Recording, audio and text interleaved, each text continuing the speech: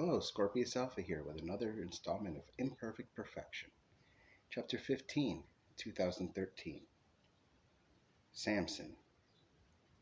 Well, it's been a hell of a year. I got in touch with Kat, an old friend of mine from high school. We ran into each other one day and got to talking, and one thing led to another, and we're dating now. Scott's death fucked me up. It triggered something in me, and I've started having nightmares about the war. Now I see why Scott killed himself. They are intense. I saw so many people die during my time there, including people I care about. They show up in my dreams as zombies, blaming me for their deaths. Combine that with the actual horrors I've seen, and it seems so real it terrifies me. I drink a lot. Seems like that's all I spend my money on now. Dad has cut off my funds. He said he can't afford to help me anymore. He says that he hasn't seen a royalty check in over a year, and he needs what he has left to live off. I've tried getting a job, but I can't seem to hold one down. Problem is, I drink so much after I get home and end up sleeping through my alarm. Luckily, Kat has been helping me with finances and stuff. She moved in with me. She's the only good thing I got going on in my life right now, and she's been patient with me in regards to my screaming from nightmares waking her up. She immediately comforts me, and we fall asleep in each other's arms. It's nice. Hey, babe, how's work? I ask. It's work, Kat answers. Do you want to go somewhere tonight? Nah, I'm beat. All right, that's cool. Dinner is almost ready. Ooh, what are we having? Chicken and rice. One of my favorites. Yeah, so listen, Greg invited us to a party at the VFW this Saturday. Do you want to go? Sure, sounds like fun. What's the occasion? Really? What? Am I supposed to know? It's it's Veterans Day on Monday. Oh, right. Sorry. It's all right. I love her, but she's such an airhead. Always has been. Still, I'm glad I have her. She seemed relieved when I told her about Leo. He must have been horrible to her. I didn't ask. Best not to open up that can of worms. After graduation, she tried acting, but wasn't as good as she thought she was. So she found a job at one of those designer clothing stores. She has fashion sense, so she's able to help customers find the right outfit. Her bosses are so impressed with her, and she gets a raise every 6 months, so she makes a decent amount. After dinner, we watched a movie and then went to bed. I don't drink as much when she's around, probably because I spend most of the day while she's at work at the VFW drinking. But I think it's a little more than that. I think I really do love this girl. She's been awesome. Who knows that someone was I was just friends with could also be a great girlfriend. I haven't had a girlfriend this awesome since Christy. I wonder how she's doing. Saw her on the cover of one of those fashion magazines and I bought one. As awesome as Kat is, I do miss Christy, but I'm happy with Kat. So I guess the past doesn't really matter anymore. Still, I woke up screaming after having a nightmare of Leo killing everyone in our unit, and I was able to stop him because I had no arms or legs. He was laughing maniacally, covered in blood, just shooting everyone. Tiffany, my CO, looked at me as she was dying and told me she loved me and why was I letting Leo kill everyone. I told her there was nothing I could do. She said it was all my fault. She was dying. Leo looked at me, pointed his gun, and shot, and that's when I woke up. He and Tiffany did have a secret thing between us, but it was purely mechanical, no feelings involved. Okay, so I did feel a little bit for her, but that's because I was under the impression that we were exclusive. So I thought she cared about me. Turns out I was wrong, but I was okay with it since I've used girls before. It's still being stung being on the other side, so maybe I cared a little more than I should have. Are you all right, Sammy? Yeah, no, it was another Leo dream. Need a drink? Please, whiskey. I need something hard. She got up and got the bottle for me. I took a belt, waited, and took another one. Thanks, babe. No problem. She puts the bottle away and climbs into bed with me. We cuddle and fall back to sleep. Luckily, I had a normal dream involving a flying car and a tennis racket. I couldn't drive the damn thing, and I ended up crashing into a house, but it didn't break, and neither did the car. I got out of the car, and that's when I woke up to her alarm clock going off. Is it morning already? Yeah, but at least it's Friday. Thank God I'll be able to sleep in tomorrow. Why don't you go to bed? Why don't you go back to sleep when I leave? Because once I'm up, I'm up. Oh, that sucks. Yeah, everyone. Whatever. I'll just go hang with the guys. Okay, I'm heading out. Have a good day, hon. You too. I kiss her goodbye and she leaves. She's been so cool with me. I don't know. I don't think I could ask for more. Maybe I'll propose to her, keep her around. Even though we've only been dating around a year, I've known her forever. I got dressed and headed to the VFW. I found Greg and sat down next to him. What's up, buddy? Hey, Samson, bit early today, Greg asks. Yeah, I had another nightmare last night, so I ended up sleeping pretty crappily after I fell back to sleep. Then the alarm woke me up, so I figured, fuck it, what else am I gonna do today? I look at the bartender. Beer, please, the usual. The bartender nods and fills up a glass for me. Ah, yeah, they can be a drag. Everything set up for tomorrow morning? Or tomorrow's party? Yeah, you bringing the missus? Yeah, I was thinking of asking her to make it official. Good for you, man. Seems like you've got a good girl there. I wish mine was as patient as yours. My wife said she understood, but I could tell she was annoyed with me. She's still with you? Well, yeah, you know that. Then that's all that matters. I suppose so. I might have killed myself already if it wasn't for her. Like that poor homeless guy you adopted. Real shame when that happens to vets. A shame in general, but when you put your life on the line in some godforsaken place, it just seems worse. Yeah, my girlfriend at the time broke up with me after graduation, so I was by myself when I shipped out. I had a small piece while I was there, though, so it wasn't too bad. Lucky bastard. What can I say? Ladies love me. Whatever. Another shot, please. He tells the bartender who pours him one. I didn't get sloshed. I just kept up with my buzz. I took a bus back, went home, and watched some TV until it was time for me to make dinner. Came home, and she was in a good mood, which is weird because she usually comes home feeling drained. She says it's hard making everyone look good. I don't get it, but it's probably the dealing with picky people all day she's having trouble with. Hey, you're in a good mood, I said. I am. I got $100 tip today because I made this fat old lady feel really good about herself.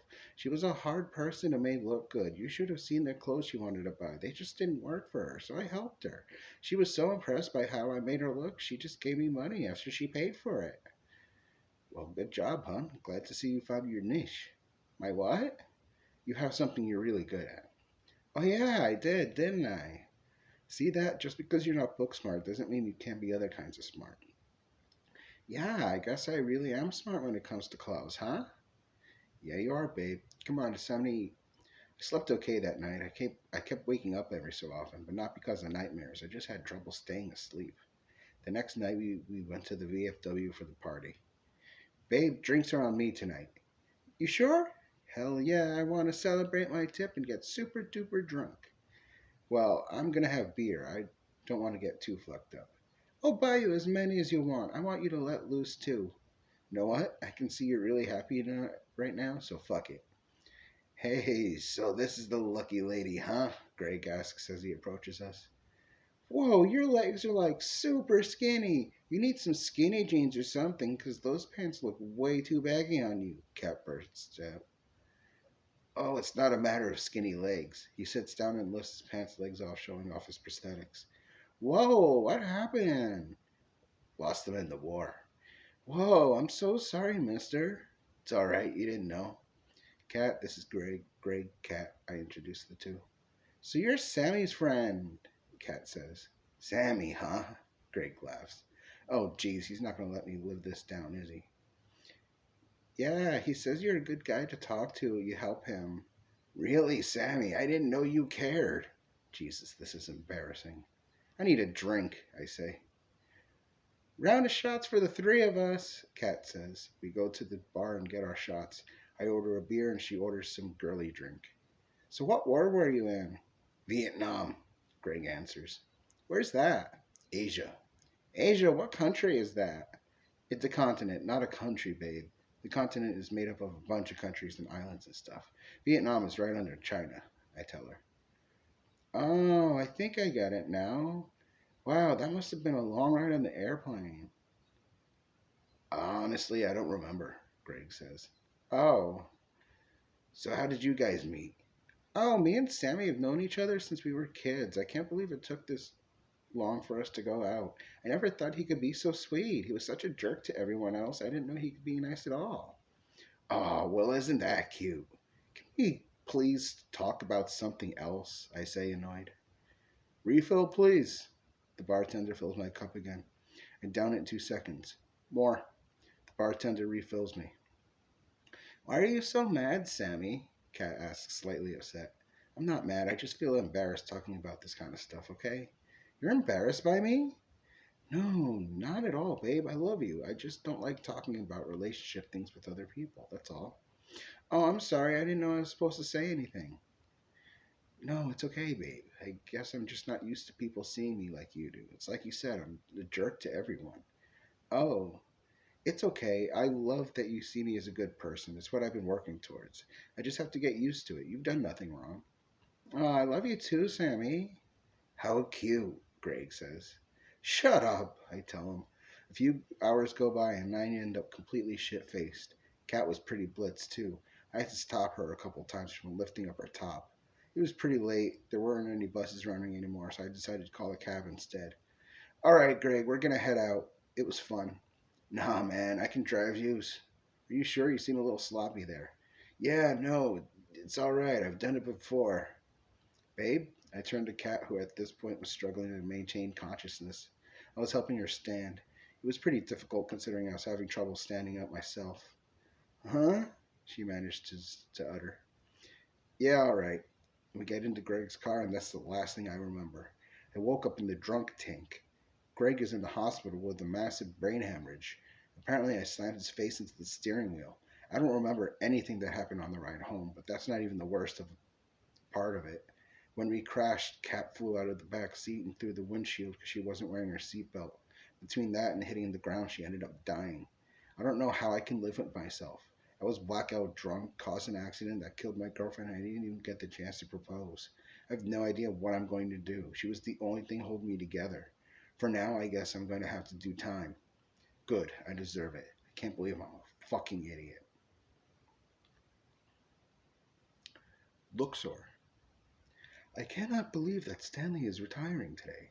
I have spent the last few years under his mentorship, and soon I will be the senior detective. I have to admit I am quite nervous about that. While I'm proficient in my job, I am still concerned about my ability to take charge. I'm sure I will manage. It will be an adjustment. So, Jones, this is your final day, eh? I ask. Yep, it's finally time, Jones replies. What will you do to occupy your time? Maybe I'll go to Florida or somewhere where it's warm. This cold weather sucks for these old bones. I will attempt to contact you and check up on you if you wish. That'd be mighty nice of you there, kid, but you don't have to. Yes, but I thought about what you said when you mentioned ending up in a home and being forgotten. You have mentored me throughout my career, and I would not even hold my rank if it were not for you. Well, that's mighty nice of you, kid, but you got your own life. You don't need to worry about an old coot like me. You're a friend, Stanley. We have had so many deep conversations together, and you have helped me learn in a way I never thought possible. Thanks to you and Emily, I feel as if I've finally mastered empathy. However, it is still a theory as far as putting it into practice is another challenge I have yet to encounter. You've had some practice. You've talked to your share of witnesses and suspects, and you seem to be able to read their emotions correctly. What's the problem? I have yet to succeed where I failed. Ah, negotiation. Precisely. Well, I'm pretty sure you'll get your chance. Thank you for everything, Stanley. No problem, kid. You're smart. I think you'll do just fine without me. I am apprehensive about your departure. You're gonna miss me, in a manner of speaking. Well, that's all right. I'm gonna miss you too, kid. He extends his hand and I shake it. I feel a sadness as it occurs, as this may be my last contact with Jones. Guess I should be heading out. I got a lot of drinking to do. Why don't you stop by and tie one on with me? May we invite Emily? Yeah, sure. Why, you sweet on her? Not exactly. However, she is intelligent enough for me to hold a conversation with, and we did spend a lot of time together when she was teaching me empathy. You know, she does like you. I like her too. Oh, sure. Come by after work. What's your poison? Whatever is not too bitter. I'll see what I can do. Stanley takes a box of his personal items and departs. My boss approaches me. Alpha, got a minute? He asks me. Of course, Captain. Your new partner is a detective from narcotics, Leon Zero. That name sounds familiar. I believe I encountered him once before. Yeah, well, the narcotics captain will be bringing him along soon so you guys can officially meet. That is acceptable. The captain leaves and I search through the files looking for this Leon Zero fellow. He has an impressive arrest record, and his police training grades are better than mine in the athletic and marksman categories. Good. I need a complementary partner to make up for my weak skills, as I am sure I complement his weaker skills that I excel at. It is almost time for me to quit for the day, and that is when I see the narcotics captain and my new partner approach me. All right, I want you to meet your new partner. This is Luxor Alpha. Luxor, this is Leon Zero. The narcotics captain introduces us. I will attempt to make a good impression by using humor. Time to be friendly. This is this man is my protege, and I have to work with him. I do not want this to be a sour experience. Oh, hey, hello. Pleasure to meet you, my friend. I researched you while your boss told me he was going to find me a new partner, and I must say, your physical performances during your training were outstanding. I bet nobody has escaped from you. Heh, from which I know is also true, because your arrest record is, well, it is a lot, then it is none, then it is a few. Also, you had trouble while you were undercover in narcotics and had to go to rehab. Ha! I hope you do not start killing people now that you have this job. Ha! I kid. But yes, let us get started. I will fill you in on proper procedure, and when we get a case, I will call you in. We head over to the office to get started, and on the way, Leon asks, how did you know so much about me? How long was this planned? Oh, I did my research in the time it took your boss to tell me he may have found me a new partner to the time he came back to get me. Holy shit, dude! I brief Leon about his job and proper procedures and that Leon will have to attend classes. Go home and take the rest of the day off. Read your handbooks and come in at 9 a.m. sharp tomorrow, okay? Okay, he says apprehensively as he leaves. I gather my belongings and head out the door also. I take a bus and get dropped off near Stanley's house. I get there, knock, and Stanley lets me in. Emily is already there. Hello, Stanley. Emily. What's up, Stanley says. Just got my new partner. Geez, they replaced me already. Guess I'm not surprised. I replaced Bob with you the day of his murder, so I guess I shouldn't complain. I had a ni- I had a nice time. We had drinks, reminisced, and now I see what Jones meant when he said Emily liked me, as she unexpectedly kissed me. I was unprepared for that, but I did like it. Perhaps if a woman is as smart as her can allow herself to use her emotions, then perhaps it is not completely out of the realm of possibility that I may use mine too. The next morning I arrived at work and waited for my new partner, Leon. He showed up at 9:01. I do not like tardiness. He approaches me. Morning, Luxor, he says. Let us see how good he actually is. I decided to test him. Salutations, my good friend. Help me review this case. Man walks in to find wife cheating on him with another woman. Asks if he can join in, gets denied, shoots both of them. He claims not to remember a thing that happened. Neighbors claim he should have remembered because the time that he went into the house and the time the shots were fired was 57 seconds. Does he claim any type of insanity? Good answer. Amnesia. No, not in that sort of time. Plus, usually passing out precedes amnesia. Good. He is competent. The captain comes inside the room. We got a case, 100 North Green Street. One dead, gunshot wounds. Leon and I get into the car and head to the address, and when we go inside, we find the scene. A naked woman bleeding profusely out of her head and genitals. She is on her hands and knees on a bed, face down, tied wrists and ankles. So, what is going on here? I ask as I go inside. But when Leon walks in, he gets so disgusted that he starts to throw up. He's compromising the crime scene. Get him out of here, I yelled, distraught. I was so upset I used a contraction. So the uniforms push Leon out of the house until he is done vomiting. Seems a gun rape happened here, I say. What? Leon asks, bewildered. I do not understand. This is not the first time he has seen a corpse before. Yeah, he either used one or two guns to commit this crime. Ballistics will tell us. I can't do this. He runs outside and starts vomiting again. He did not return. I believe he may have quit on the spot, as none of the officers were able to locate him around the crime scene. I look around the room and notice a bloody shoe print. It is far away enough from the door that it could not have been any of us. I took a photo of the footprint and left a carbon copy. I ask one of the uniforms for a ride since I cannot drive due to my ocular disability. I go in and immediately report to my captain. What can I do for you, Alpha? He asks. My partner has abandoned me at the crime scene and quite possibly the job, I tell him. What are you talking about? Upon entering the crime scene, he immediately vomited and said he cannot handle it anymore. He left the scene and has not been seen since. Well, that's unfortunate. I'll try to find you a new, hopefully better partner as soon as possible. Please do. I leave the office and head to my lab where I start my analysis. The shoe print belonged to a men's size 9. The same gun was definitely used to commit this atrocity. The bullets were so saturated that I could not find any fingerprints on them. I look up the sole of the shoe and come up with the brand name. The victim was a prostitute, so if we find the pimp, we should be able to find the John. Several hours later, as I'm about to leave, my boss stops me. I found your new partner. He works in Vice. He should be able to help you with this case. His name is Oswald Middleton. Okay, thank you. No problem. I do my research on Oswald Middleton, and he is far more impressive than Zero, as he is not only proficient in athletics and marksmanship, but he is equally well rounded, matching my scores in other categories. He even excels at negotiations. His arrest record is phenomenal also, as he has a 95% closure rate. I do not feel I will have to test this one. Good. I see a tall man with glasses approach me. Look, Sir Alpha, he asks. Yes, can I presume you are my new partner, Oswald? I ask. Correct. Excellent. What is the case?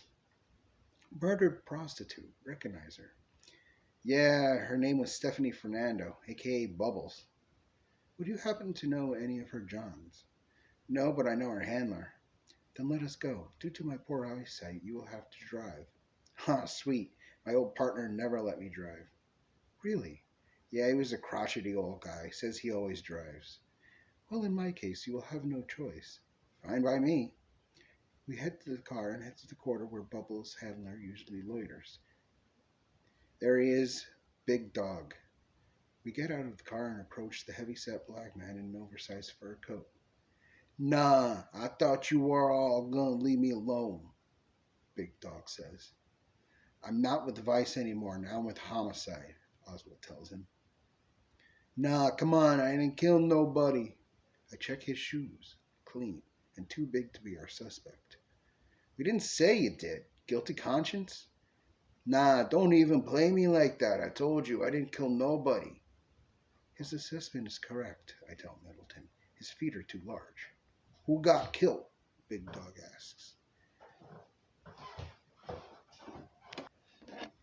Bubbles bit it this morning, or last night. We're still determining, Middleton responds. Oh no, don't tell me that. She was my bottom bitch. Was she with anyone who seemed off last night? Preferably someone wearing a size 9 Kobayashi sneaker, I tell him. Man, I don't look at people's feet, but there was one dude last night who seemed kinda off. He seemed obsessed with her, Big Dog says. Would you happen to know his name? I ask. Man, I don't ask names, I just take the money. But the dude's here almost every night hooking up with one of my girls. Do you have a reason to believe he'll be here tonight? Middleton asks. Maybe. If he killed her, I doubt he'd be back. A thought occurred to me. Does he own a gun? A 9mm? I ask. Yeah, he does carry a piece. He says he uses it for protection, but like I said, dude seemed off to me. Okay, thank you for your assistance. We go back into the car and head back to the station. I look up gun permits for 9mm and print out their pictures. We head back to meet the prostitute's handler. Ah, you guys again. You slowed down business today. Nobody likes it when cops hang around. Are any of these men your regular? Yo, that's him right there. Ronald Hernandez. Creepy motherfucker. I swear he's the one who killed Bubbles. You will do nothing. It is our job to bring justice, not you. Yeah, sure.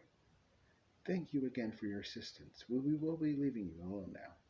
We go into the car and head for Ronald's address. We knock and he answers. Hi, can I help you?